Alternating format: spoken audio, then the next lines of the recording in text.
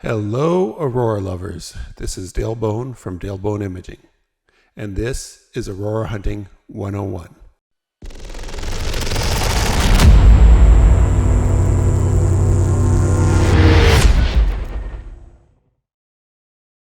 This is episode 24. What color are the aurora? Well, the simple answer is the dominant color of the aurora is a yellow-green color, and above that is a dimmer band of reddish color. Now, color quickly becomes more complicated, and it depends somewhat on what do you mean by what color is the aurora? Do you mean the physical color? So physically, what colors of light are being emitted to create the aurora? 2, what can we see with our eyes? What color can we see with our eyes? And our eyes are not as sensitive as cameras, so often that is a dimmer color or no color at all.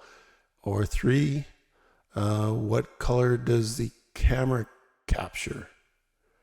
And how do differences in the cameras or how the image is processed in the camera or edited later outside the camera, does that affect the color of the aurora? Let's explore. So I'm going to just start with the Wikipedia page for aurora, and at the top of it has several different pictures, and you can see in them that the aurora are all different colors. This one near the bottom and the one with the church are certainly the ones that are closest together, and I would say those are the 2 more natural colored photographs.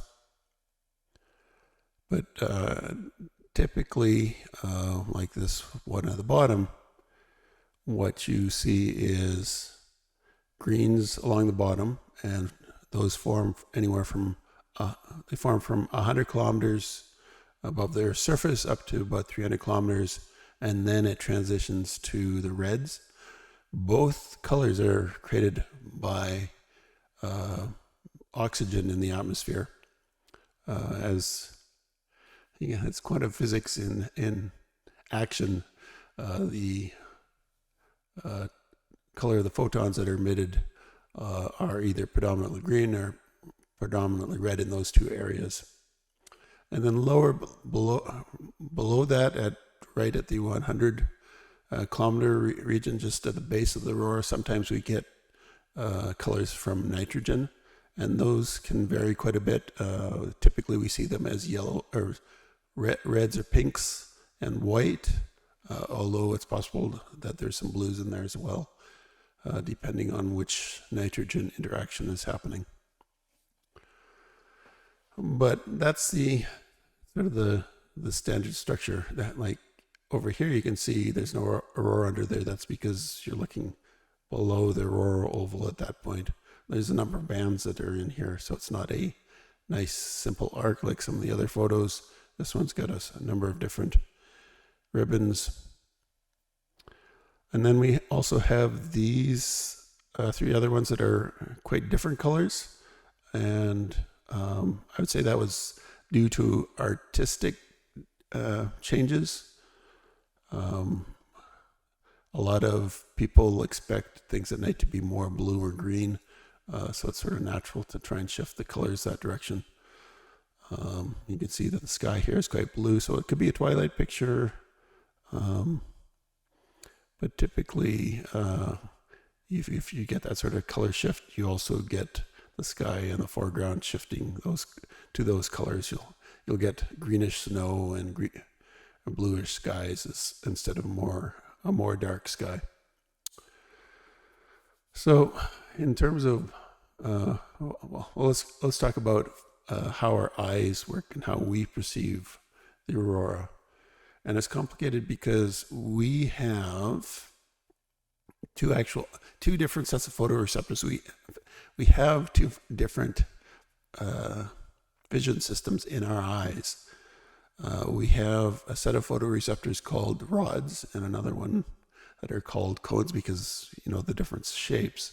And the rods are the ones that detect light when it's quite dark out. They're much more sensitive to light. But there's only one type of them, so we only get grayscale. It's either light or dark, or sort of dark or sort of light. It's the cones that give us the color vision. So the rods are more sensitive at night when it's really dim. So they're the things that pick up the aurora when if it's very, very dim. But it'll just look white. It'll look almost, cloud-like. If you can just sort of dimly see clouds, the aurora may look very similar to that. And then as it gets brighter, and usually there's some areas that are brighter than others, those areas will start turning usually a pale green to match because that part of the aurora is brighter than the red part. And there is also sort of a second effect. We call the cones red, blue, and green cones. But this is actually the sensitivity graph for the different colors. So the blue is pretty much separated, but the green and the red overlap quite a bit. So colors that are near the center here in this green-yellow range, our eyes are quite a bit more sensitive to those colors. That's why, for a while, fire engines and other emergency vehicles were being painted in the yellowy green color because they're visually more noticeable. Same with, hard hats and protection equipment. Often they are in yellow colors because they're more visible. And that means that the yellow-green colors in the aurora are more visible to our eyes. They are actually also physically brighter. If we go back here, the red band up above the aurora is quite a bit dimmer than the green bands. And that is, since this is a camera picture, not our eyes, it's because there's less gas at those higher altitudes. So there's less of a source of light higher up. And then as you get closer to the surface, there's more oxygen, and we get more colors, more of the green colors closer to the surface. So if we start talking about physically what are those colors, we can actually, Wikipedia's got the actual wavelength of the colors. So red is 630 nanometers. The greens are 557.7, 558 if you round that off. There actually is a website that I found that, given a wavelength of light, what color is it? So if we put 558 nanometers into here, you get this yellow-green. So that is the color of light that's being emitted from the oxygen atoms to create the aurora. Now, it doesn't really look like that, right? So the problem is this is just a solid view of that color. If you're looking at the aurora, it's translucent. The light shines through it. If there's a star behind it, it shines through it. It's not a solid thing.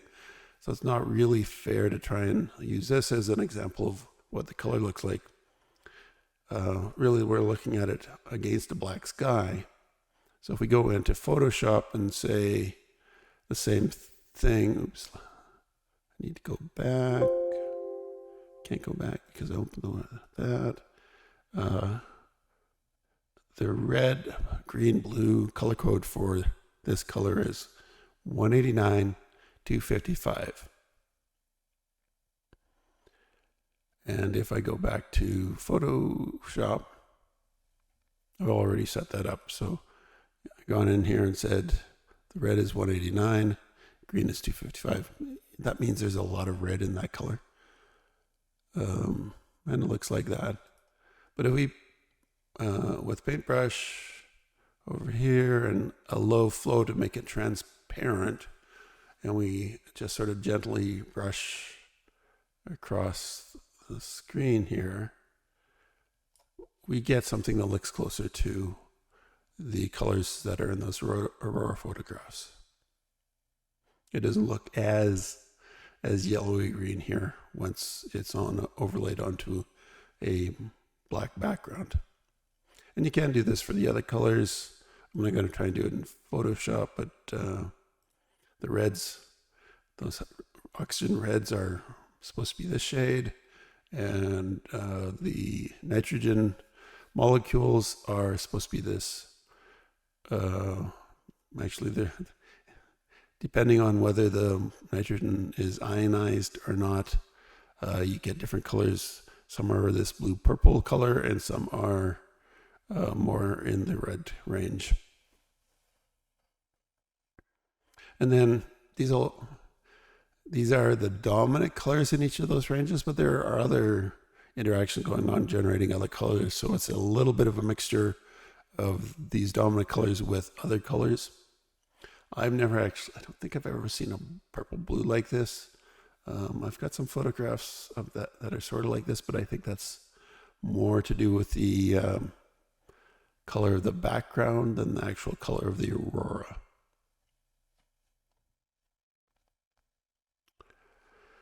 So I'll come back to how it looks to our eyes, but I want to jump into Lightroom, which is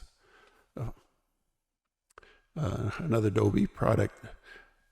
It allows you to do some basic editing. Sorry. So this is a raw photo straight off of a digital SLR camera that I took in 2016. The camera came out in 2014.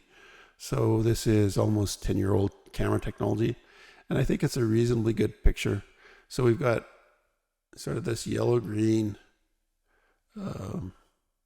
maybe a little more yellow and faint reds in here. Now the thing about the raw photos, this is straight off the camera sensor. If you get JPEGs out of the camera will edit this data and create a more colorful picture for you. And then the same thing with the cell phone. If you take a cell phone, the cell phone is going to do a lot of editing for you. It's got a teeny tiny sensor and quite a bit of processing power, so it can do quite a lot of processing of the image to try and make it look natural. But straight off the sensor, this is sort of what we get. So I'm going to bump up the saturation a little bit just so the colors are easier to see, and I'm going to increase the contrast. The camera would probably do this for you anyway. So now we're getting more of that yellow-green effect with the reds. Above it, this is going to be 100 kilometers above the surface, about 300 kilometers where they meet, and then 300 plus up higher. The aurora is a global phenomena. It is not local. So the white balance, the WB here, is what one of the easiest things for photographers to change. And if you don't set it to a specific thing, the camera will try and figure it out. Usually it does a good job, especially in the daylight. It does a good job. But at night, sometimes it varies, and as the brightness of the aurora changes, it might automatically calculate a different value. So if we start shifting it to a lower temperature number, you get more of that red-green color. So this is all that's happening in a lot of photos, is either the camera has picked a different color or the photographer has gone in and changed the color. So you can see as I shifted it more into the blues, now the sky has turned blue and the snow looks blue. But we got more of that bluey green aurora, and more of the reds are more magenta. I don't think one is more right than another. It's a personal choice. It's a artistic choice how you edit your photos. But when you look at aurora photos, you can probably now just say, oh yeah, that's a cooler color temperature, cooler white balance. to get those blues. Now, more advanced editing, you can edit the colors independently, which might have been what happened with one of those photos, but you get the idea. You can ask Lightroom to say, okay, automatically balance this for me, and it comes out with something that I think is fairly natural looking, maybe slightly more green than we originally had. And if there's white in your photo, you can use this tool and you can say, okay, this snow over here should be white. And again, that's not a bad set of colors. Which one you prefer is almost a personal choice. It's a little bit tricky with the snow in here because the only source of light is the green aurora, which will turn the snow slightly green. So if I click on the sky, which isn't necessarily black, we will probably get a slightly different set of colors. Not a big difference.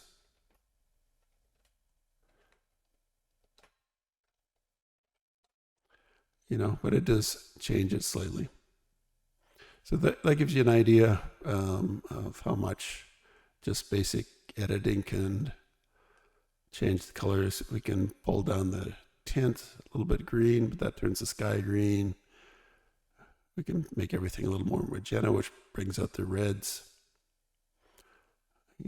Those two adjustments, you can tell your camera to do that automatically if it's creating a JPEG.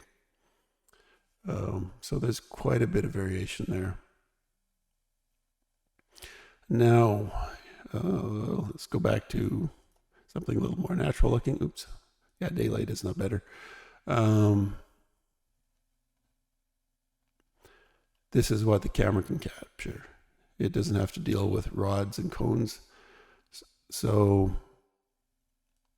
if for your eyes, you're going to see a version of this that doesn't have that color saturation, you're going to see something much closer to this. So just hints of pale green, maybe hints of red. You can see that there's something different above there, but it may not be obvious that it's red. It's still kind of red in here, but it's not exactly what you see, but it gives you an idea of what to expect when you go out. You're not going to see those brilliant colors that you see that is captured by the camera.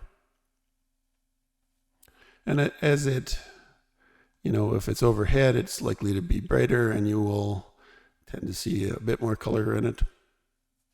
So that's, and then of course sometimes you can see the green layer, but not the red layer because it's dimmer.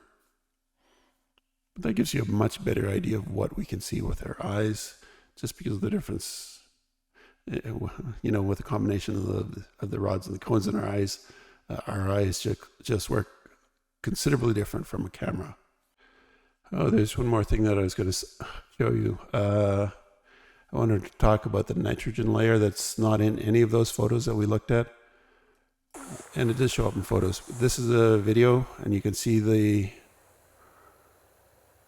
colors dance along the bottom at the 100 kilometer altitude, especially over on this side. So that's the particles, the energy penetrating deep enough to hit the nitrogen molecules that are much denser at 100 kilometers and lower. And you get those ripples of colors zipping along the base of the aurora. See that? Isn't that cool? So I just wanted to add that. So that's another type of color.